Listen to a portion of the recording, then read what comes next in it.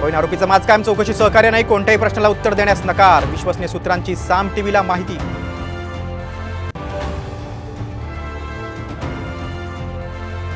पुणे अपघात प्रकरणात आरोपीच्या आईला देखील बेड्या, बाल सुधारगृहात आई आणि मुलाची समोरासमोर चौकशी, दोघांचं चौकशीला सहकार्य नाही.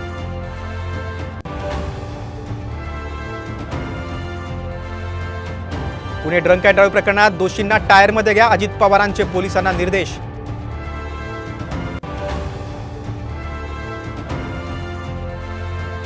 जयंत पाटील काँग्रेसमध्ये जाणार, अजित पवार गटाच्या सूरज चव्हाण यांचा दावा, तर पाटलांबाबतचा निर्णय काँग्रेस हायकमांड घेतील, नाना पटोलेंची प्रतिक्रिया.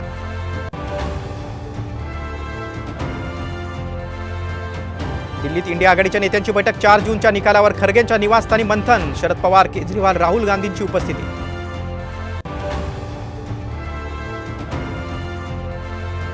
जम्बो ब्लॉकच्या दुसऱ्या दिवशी प्रवाशांचे मेगा हाल, रेल्वे स्थानकावर मोठी गर्दी, तर बस स्थानकावरही रांगा.